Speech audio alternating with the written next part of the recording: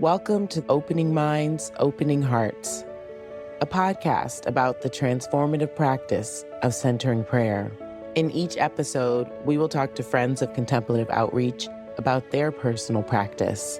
Listen in as our guests share insights about the teachings of Father Thomas Keating, how the practice impacts their work in the world, and their thoughts about how centering prayer connects to the living traditions of contemplation and meditation. We are your hosts, Colleen Thomas and Mark Dannenfelser, centering prayer practitioners and contemplative life seekers who love to talk a little too much about how the practice of contemplative prayer transforms our inner and outer worlds. Our hope is to open the door for you to explore more deeply this powerful practice of centering prayer. Welcome everyone. Welcome, Colleen. Good to see you again. Good to see you, Mark. I realize saying good to see you that we see each other, but our audience doesn't see us, but we're holding you in our hearts in these conversations, and so glad you're listening. Halfway through the season now, which is hard to believe in a way. Yeah, it's hard to believe.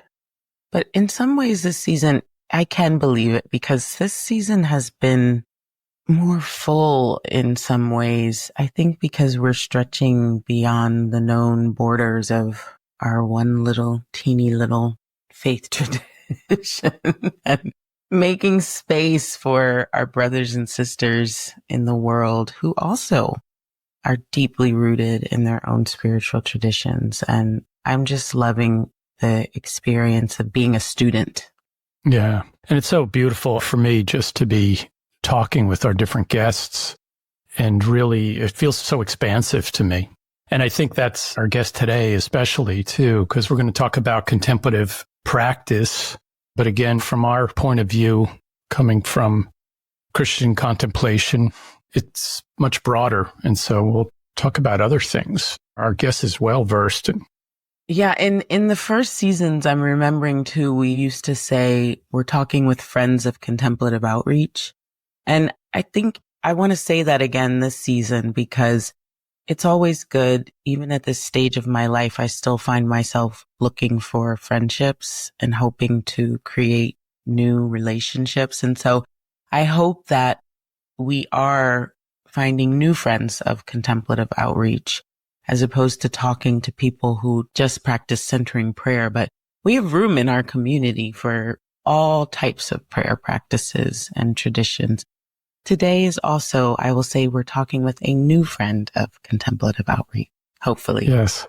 And I think what we're also hearing, which has been wonderful, is beyond the human friendship, opening up to other expressions in the contemplative life, the natural world and art, and just our relationship to our work and our life and what's important to us. It's that kind of unfolding that I'm really hearing and really grateful for in our conversations, and that spaciousness. Yes.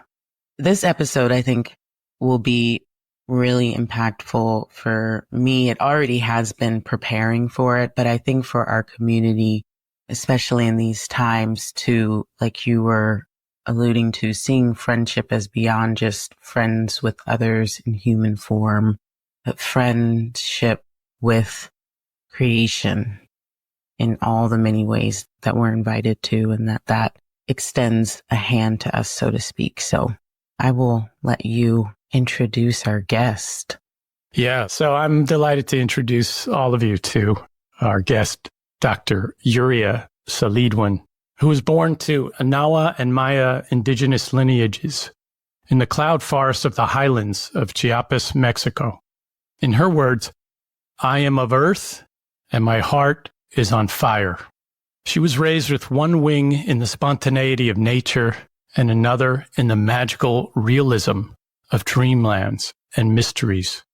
The songs of her elders captivated her childhood and polished the golden nuggets of mythical imagination and emotional intuition. These are the fertile grounds where the seeds of fierceness, playfulness, and wonder dig their roots. As a scholar, she investigates forms of contemplation and transcendent experiences from the perspective of the ancestral wisdom of indigenous peoples. She looks into how these forms are embodied in pro-social behavior and calls this research the ethics of belonging, to understand the world from consciousness, intention, and actions toward planetary flourishing. Her new book, just out on November 19th, is entitled Flourishing Kin, Indigenous Wisdom for Collective Well-Being. We are so happy to have you here, Yuria. Welcome.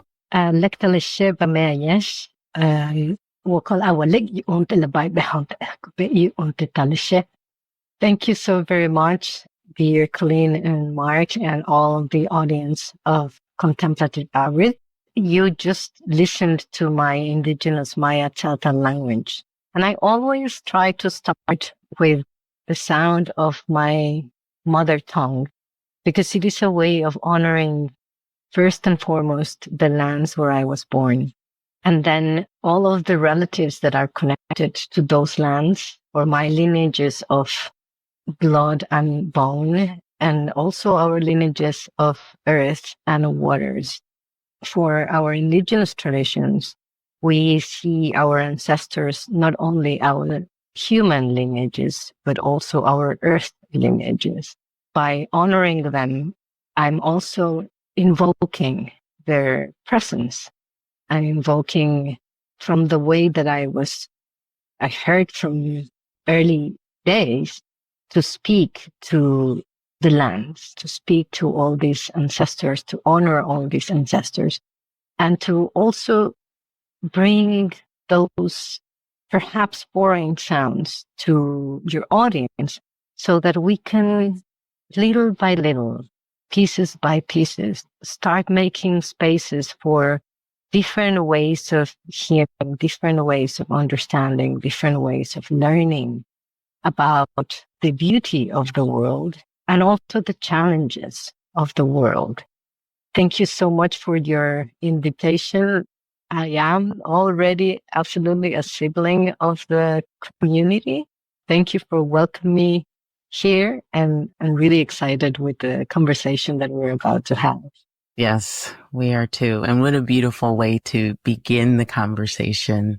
I'm so grateful that through a steering committee, I heard your name mentioned by, I think, Jonathan Rhodes, who has worked with you in some capacity. But when I Googled you, I just felt like this is someone that we have to talk to.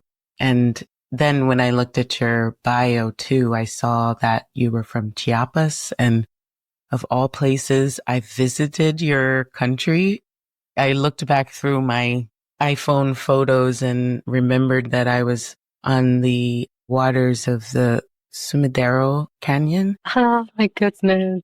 Yeah. And I took a bus all through the countryside from Oaxaca to Chiapas and back, and just saw all of your beautiful country. Thank you also, Colleen, for bringing the image of the waters, because the community, the lands where I was born and raised, they were called Coelha, that it translates to the wonderlands of flowing springs or flowing waters. And I recently was talking with a sibling about how much of a metaphor water is for the practices that we do, for the way of life that we encourage as contemplatives, that most times we see perhaps the waters already flowing in these beautiful bodies of water, either rivers or lakes or the beautiful waves of the ocean. But we forget that in order to reach the overground or the surface, waters also go through a period of visiting the dark porosity of the grounds until they finally emerge. And so much of contemplation is that part of bringing the unseen or the mysteries also into the surface and have a more direct experience of what that means. Just bringing the idea that you were in touch with the waters of Chiapas, it is another way of just bringing the not only metaphorical, but embodied experience of being connected with those waters. from then to now to more expensive way. Yes. And I wonder too, with that imagery in mind, or just kind of remembering the land where you're from, how much our stories are connected to our lands. And we've been beginning these episodes this season with this question for everyone, connected to one of these points of agreements that emerged in these interspiritual dialogues that Father Thomas Keating hosted throughout his lifetime. And the community of friends that gathered with him every year decided upon common themes that emerged across all of their traditions. And there was always an indigenous elder present in their gatherings. And the first point that they wrote was that the world religions bear witness to the experience of ultimate reality, to which they give various names. And I'm curious for you, what is this view of ultimate reality? How would you describe this from your own indigenous story, your own indigenous creation story? What was that story, and how did that shape your view of whatever you might call ultimate reality? What a beautiful way to start. And then it brings me back to this same metaphor of the spring and the flowing waters and the previous emergence of the spring into the dark porosity of the rock or of the mountain or even of the underground, until it reaches the surface.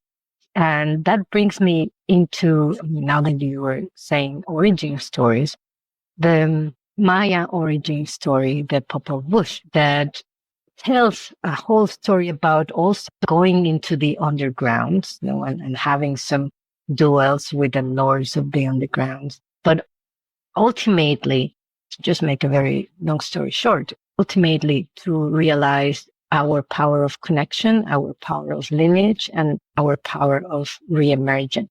When we think about ultimate reality, I feel that we are hinting towards direct experience. We may get trapped in language or the interpretation or the meaning of language because ultimate may sound apart or maybe unreachable, when in fact it's actually right here at this very moment and place if we are just open to what that experience and that way of the basis of many indigenous practices is how do we relate? How do we awaken to that deep relationality, or what I call kin relationality, that makes us part of the whole larger living family, of cosmic living family even.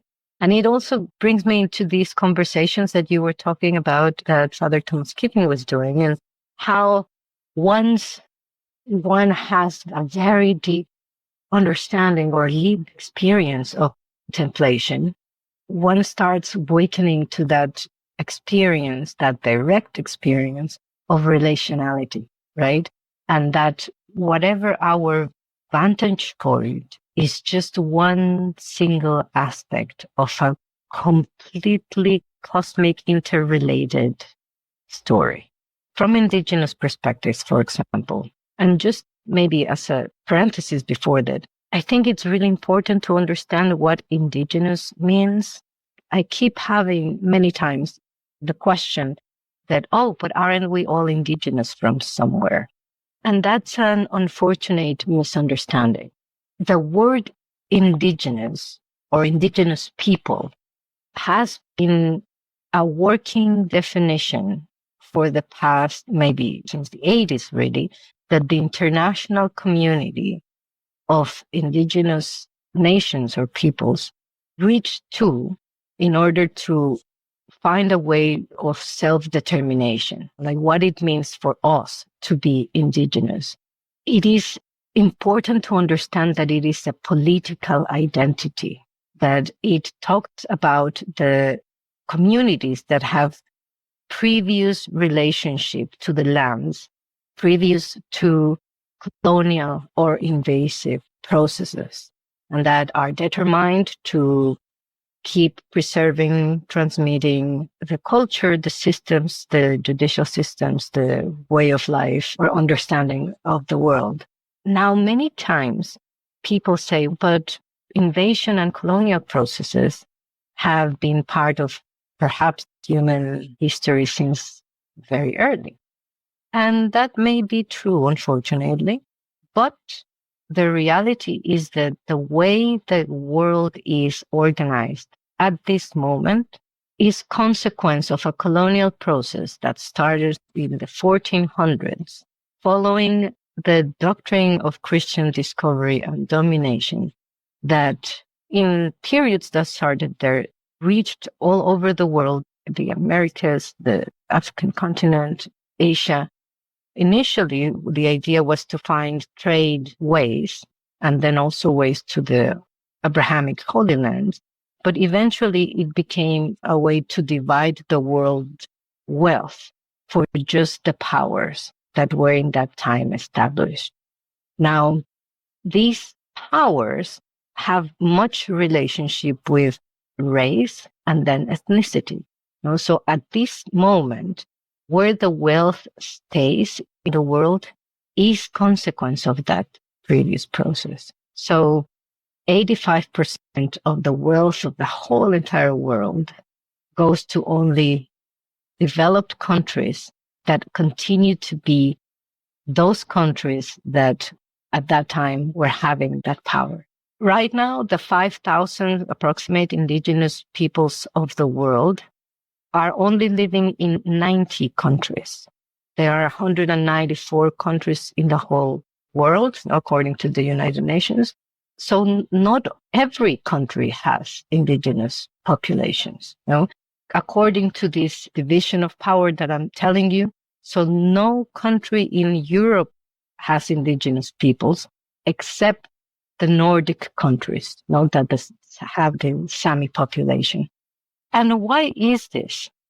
Because the indigenous communities, because of race and ethnicity, have consequences of violence, of land dispossession, of violence against women, lack of access to health, life safe of crime, access to education.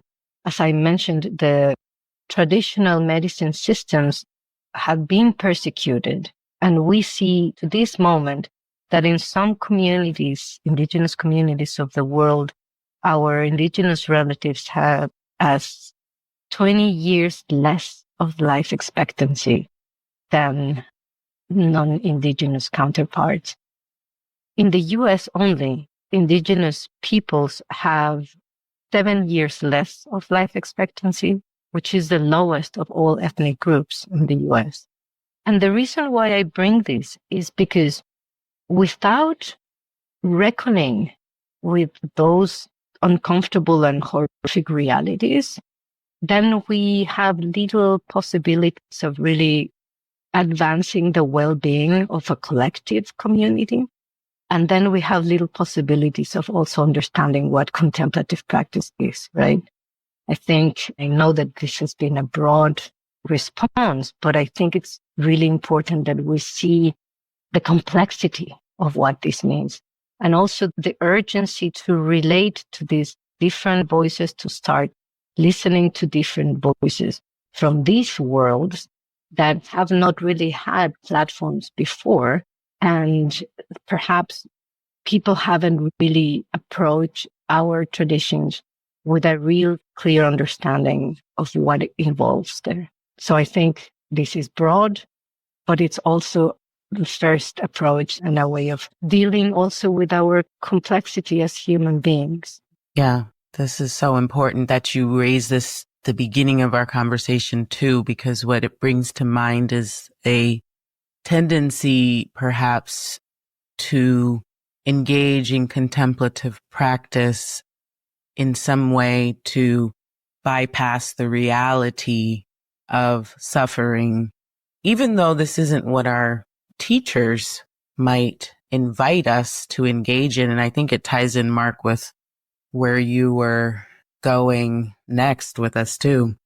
Yeah, because the idea is good, right? That we belong together, that we are, but in reality, that's hard to do. And this comes up in the contemplative and meditative traditions. Thomas Keating, our primary teacher here with contemplative outreach, in his book, God is All in All, he says, we are accountable to everyone else. What you do, I do. What you are doing, your virtue, I can claim. I can also burden you with my vices. Everything is in common, which is true. We would all accept that. If we were sitting in a circle doing centering prayer, we would feel good hearing that or be able to shake our heads. But the reality of that, or how we have that come to pass, how we participate in the movement towards that, rather than just enjoy the ideal of that, is another story. And this is where you're doing a lot of your work, Yuria, is the looking into that. What does the study of self-transcendent states, of compassion, of gratitude and all, what does that bring to this in terms of change? I wonder if you could comment about that, about how do we really engage this ethic of belonging so that it's a reality. There's a history, of course. We have to deal with that history. I think both of the nuggets of what you're bringing, Colleen and Mark, are important. One is the complacency of bypassing of many spiritual communities that engage in contemplative practice with the surface of contemplative practice, I would say. Because the practice itself is about really fierce, deep reckoning, observation, not only of our own individual human story, but our collective human story. And most times people shy away from that, from the uncomforts of that process. And it's very comfortable to do practice that only centers on oneself or on one's own well-being, or that centers only on regulating one's own emotions, right? Or feeling safe, feeling comfortable, sending love, sending good wishes. But if we do that from the comfort of only our privileged spaces, without, as you said, Mark, if we sit in a circle only with the same people that we know, only with the same stories that we know, without really having the courage to perceive and understand the horrors that are outside our white picket fence, then what is the practice really changing? How is the practice really bringing well-being for the larger community? And one of the things that I think Father Keating was doing was with the interreligious conversation. Like he realized the importance of the different interrelated voices, the importance of diversity, the importance of bringing new voices so that we don't just navel gaze with our complacence. So he aimed to creating these circles in which we could, in as skillful way as possible, converse about the beauties of life, but also the challenges, and perhaps more importantly, the challenges of the impact that we have on others. Even just the quote that you mentioned, that I can claim what your voice has, and you can also dispose of what I think I own. And the reality is that it is very true that our unskilled behaviors may put us in situations that impact many others in very harmful ways. So if we see how the world is, as I had just explained earlier, there has been profound impact in large communities of living beings, not only human, not only ethnic minorities, but also in the way that our largest bodies of water, our millions of species that are being affected because of climate change that humans present has accelerated. So if we don't stop to see these kinds of harmful behaviors, then what kind of true well-being practice or collective well-being we are bringing to the world, right? So that brings us to my ethics of belonging, as you were saying, which is how I call this larger corpus of work that I've been trying to do for many years, which is how can we create a sense of morality, or a sense of ethics, skillful ways that are courageous to see the largest complexity that we are as humans, and then reckon with that complexity, have deep reflection of what ways would be skillful to then change those old stories that are not helpful any longer to build an identity of relationality, that we go deep into those narratives that speak of separation or of hierarchies or of domination over other species or the whole of creation, and rather start dismantling those stories, let them compose those stories so that then they can nourish new forms of life, new forms of identities that we can then create from a very intentional, very centered way that includes kindness and compassion and caring for others and service, that we have this deep reverence that brings us back to how sacredly alive the whole planet is, the whole cosmos is. And then that we realize that we have a responsibility to serve this community.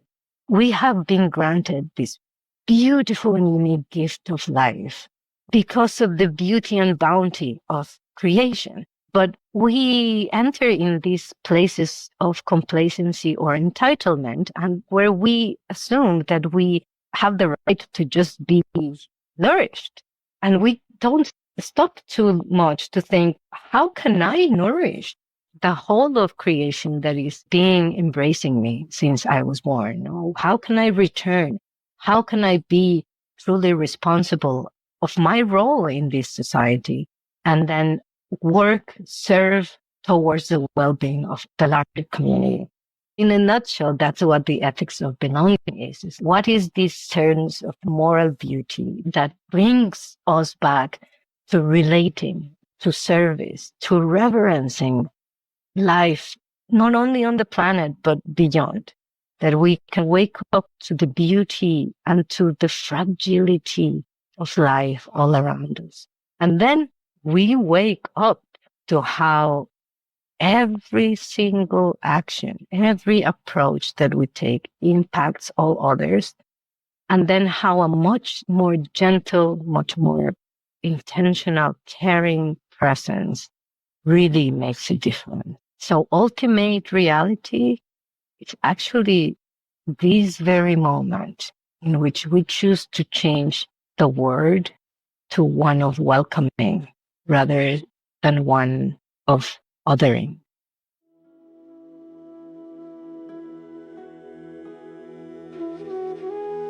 In the Christian tradition, contemplative prayer is the opening of your mind and heart to God, who is beyond thoughts, words, and emotions. Centering prayer is a method designed to facilitate contemplation. The method suggests 4 guidelines. 1. Choose a sacred word as the symbol of your intention to consent to God's presence and action within you. 2. Sit comfortably and relatively still. Close your eyes or leave them slightly open and silently introduce your sacred word. 3. When you notice you have become engaged with a thought, simply return ever so gently to your sacred word. And 4. At the end of the 20-minute prayer period, let go of the sacred word and remain in silence for a couple of minutes. The additional time invites you to bring the atmosphere of silence into everyday life.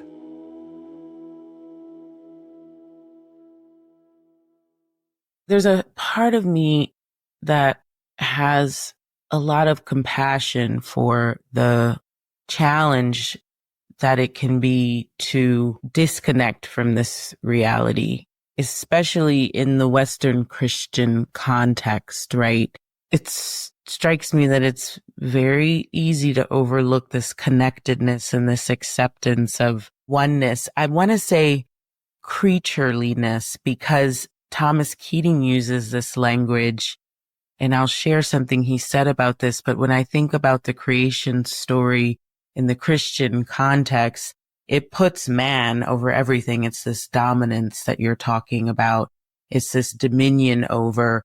And then my relationship with the land or communities becomes, even in my effort to do good, it's, oh, well, I owe this, or I'm responsible for because of this position that I hold, which is very different from a sense of, oh, because I am in relationship with, and out of this love that's emerging from my connectedness to and with, I honor this reality by acting out of this love. But there is this sad Christian, Western Christian supremacy of humankind over creaturehood. And I want to just share, especially for our community, because we've been emphasizing the later teachings of Father Thomas, that it's even within our tradition that he says to us the importance of acknowledging and consenting to our creaturehood.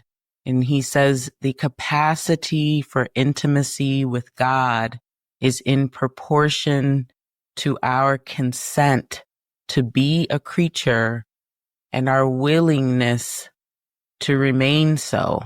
And that this is a part of this acceptance of powerlessness, which seems so challenging for those who have always in some way been entitled to the land or belonged to the dominant political identity.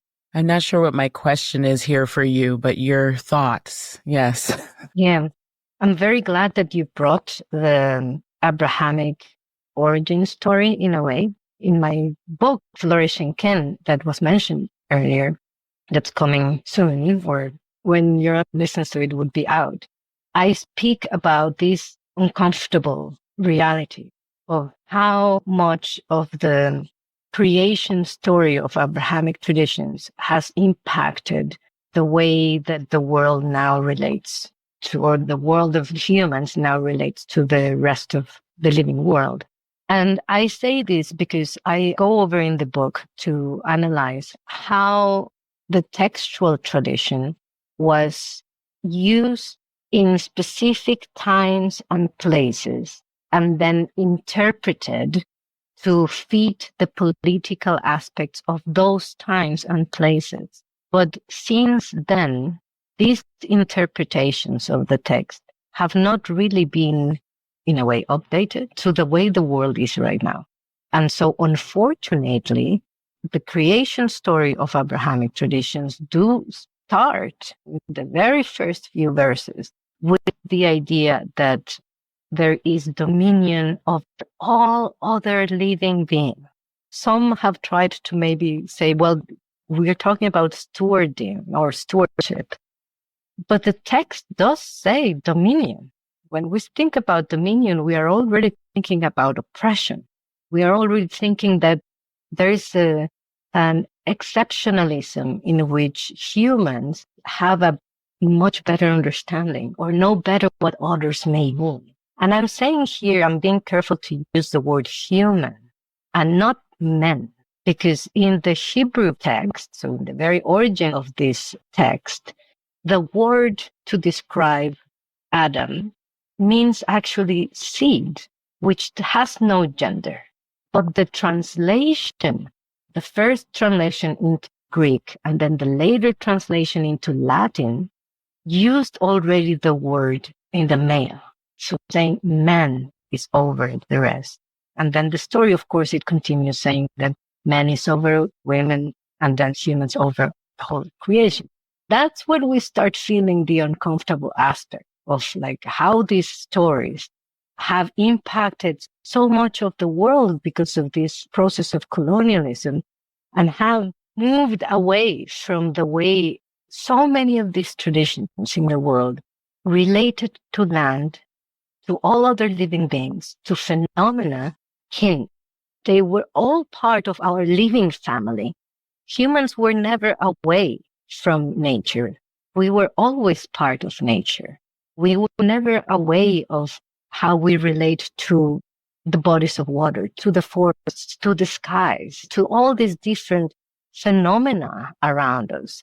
And once we start seeing ourselves as part of this living system, not better than or not ones that decide upon, but just part of this living system, this dynamic system that responds to also the challenges of the natural world, then we are able to realize as well that nobody is dominating anybody, but rather we are all trying to keep this perpetual dance of balance that is never really reached, but it's always these waves of finding the best adaptation while everything around is also moving to find also their own place, their own space, their own rhythm, their own shared breath. With that, I want all of us to take a very deep breath, because we've touched upon hard but important aspects of our shared story that we need as a collective to understand and to reckon, so that then we can repair, very carefully, very gently, so that we can truly then start making the steps that we need to make the world really a welcoming place, to make the world a place where we all belong, where we are all kin. And true, that doesn't really mean that everything will be always good. No, but rather that we understand that we are in this sway of balance, that we allow for all to find its breath.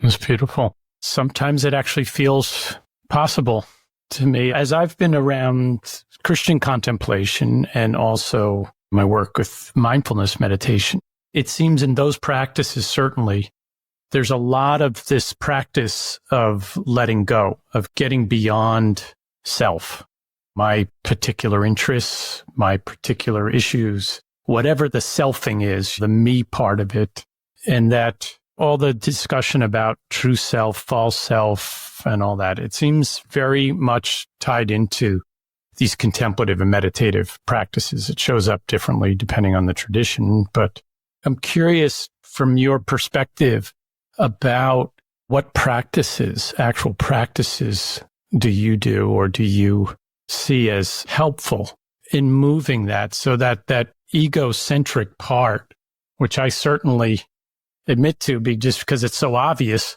And if you talk to anybody close to me, they'll affirm that too. I'm very selfing. What does that mean to me? What does that do for me? And I know that it's there in contemplative meditative practices, that you use that word a lot, self-transcendence, which I like, because it's not like you're either in touch with yourself or you're discarding yourself completely. No, it's something else. It's getting beyond the self, so that it's not just about me. But I'm curious about the practices that you see as formative or maybe even essential for that kind of movement, which is an ongoing thing in terms of my own experience of that. It's just keep coming back. Can you say something about meditative, contemplative practices, even from your own tradition, that you seem to have a sense seems to really move that? Well, you touch upon different very important points, dear Mark, and I'm going to weave them all into a tapestry of a response. But you mentioned the mindfulness movement, and while there's so much good that the movement has brought in terms of bringing awareness of the importance of contemplation and of first-person experience, there's also an uncomfortable part of the mindfulness movement that I have also built up a critique in my upcoming book on why mindfulness also sadly ended up taking a personality of cognitive imperialism or colonial processes. Because when bringing the practices of usually Asian traditions or Abrahamic traditions in many ways to the West, but I'm going to focus more into the Asian practices of Buddhism, and which is what mindfulness movement is based on. The aspects of more compassion and social impact were not really included. The part of the sacrality, for example, as well, was stripped away from the practices in order to secularize practices for a Western audience. This is very unfortunate because once we lost a great opportunity to return to reverencing life as sacred, and another because while doing that, then the practices started becoming about self-improvement, better sleep, better concentration, even to the point of improving the bottom or increasing the bottom line now in the workplace. So they became actually practices to benefit capital, benefit the continual system of domination that we were talking about. Where is the mindfulness in all of that, right? They were also a lot of this spiritual bypassing that we mentioned earlier. And so much of the focus then on the self rather than what I have brought a lot in my work of transcending that idea. And I attempt not to use the word self-transcendence because from indigenous views, without, of course, essentializing the great diversity of indigenous views in the world, but like pointing to the consensual aspect that really relate these many different traditions of the world, in which transcendence is about relationality, right? About connecting. So then we return to the aspect of ultimate reality being right here, direct experience right here, right now. No, not somewhere one day I will read, or not some space in which farther from my experience, but right here in this moment, in which these practices keep me out of the narrow idea of my identity, my conditioned identity, my conditioned story that tells me, oh, I identify as this and that and the other, that starts actually making my words smaller and smaller and smaller. And then we start realizing that then we stop really actually relating to the whole world. We start only listening to the human voice and then eventually only to our own voice. And then eventually that becomes really isolating. From these indigenous perspectives that I've been working with many indigenous traditions of the world for many, many years. And that's why I speak about these consensual aspects of relating. But the practices that I bring are about how to reconnect to that relationality and how to, as I say in the book, that how to flourishing can. And in the book, what I do is in very accessible, very introductory practices, I guide the reader or the audience, because I also offer the guided practices that I guide with my own voice into these ways of relating, right? How could we start doing this, introducing this into our everyday life? How can we start, as I said earlier, composting those ideas of smaller ideas of identity to then start recreating a new idea, a new story that is about connection? And how do we do this in actual practice, every day? The mindfulness movement started doing, we do X minutes. Usually they start with 5 minutes, 10 minutes of practice.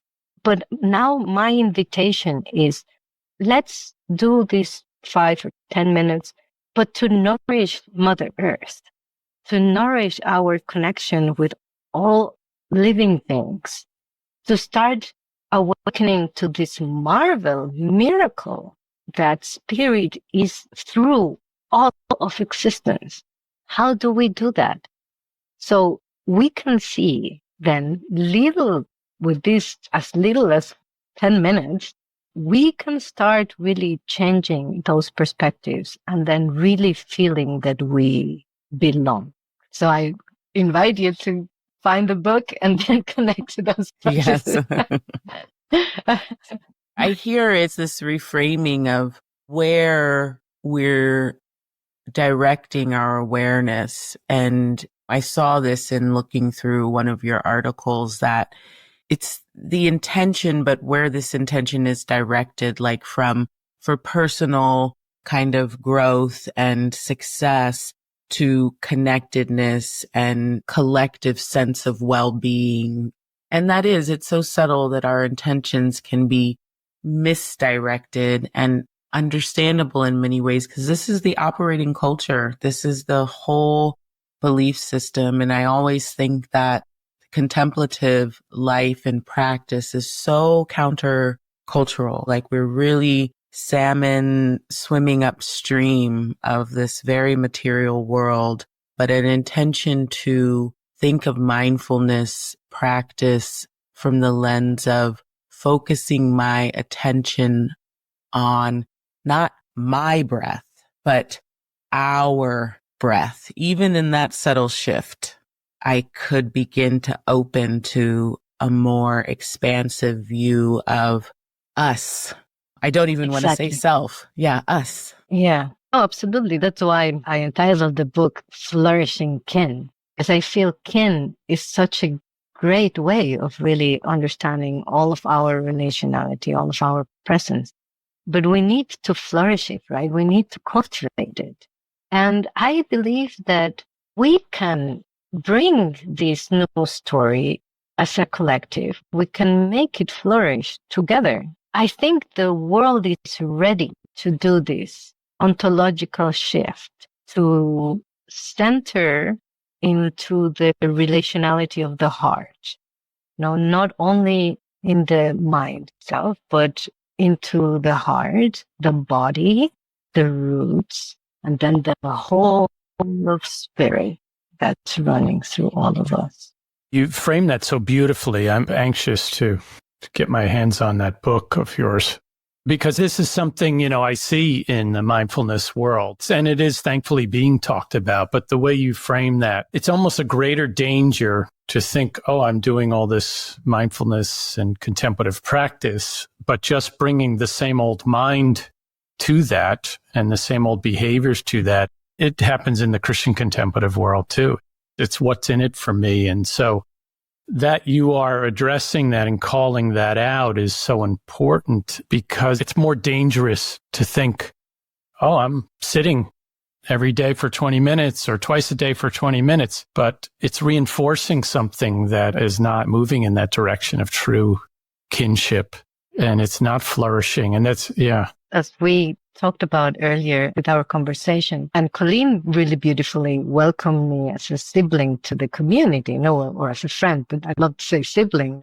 It's about how do we create this as a community with all these different siblings, all these different voices, and we kindly challenge each other to advance. We need those kind voices of our close friends that can see when we are getting stuck in some pattern that's harmful. And we trust that they are telling us something that we need to hear. If we start hearing also these uncomfortable truths, but start bringing them, knowing that it's a loving sibling that brings them, we will start also moving towards a place where we can also understand our imperfections and yet also embrace our willingness to make that effort to wake up to those harmful ways and to dismantle them, to change them for a new togetherness, flourishing kin story. Yes.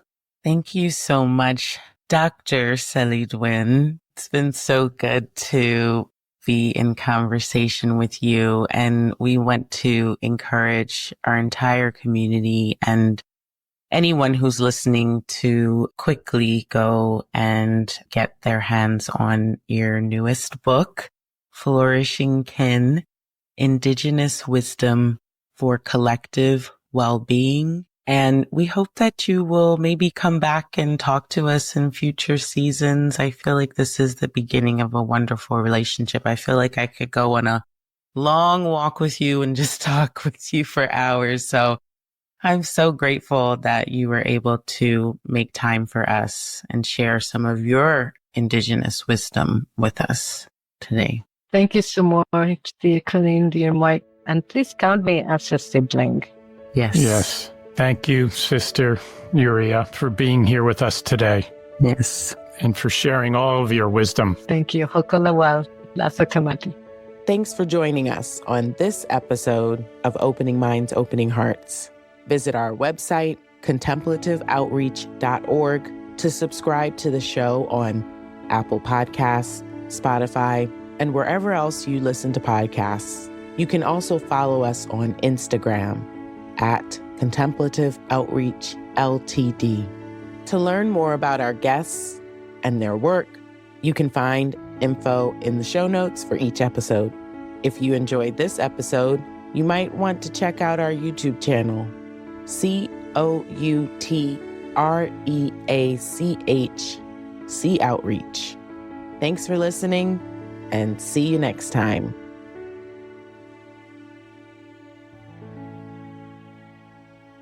Season 3 of Opening Minds, Opening Hearts was made possible by a grant from the Trust for the Meditation Process, a charitable foundation encouraging meditation, mindfulness, and contemplative prayer.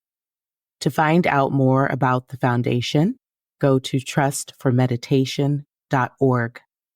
If you are a grateful listener and would like to support this podcast, go to contemplativeoutreach.org/podcast to make a donation of any amount.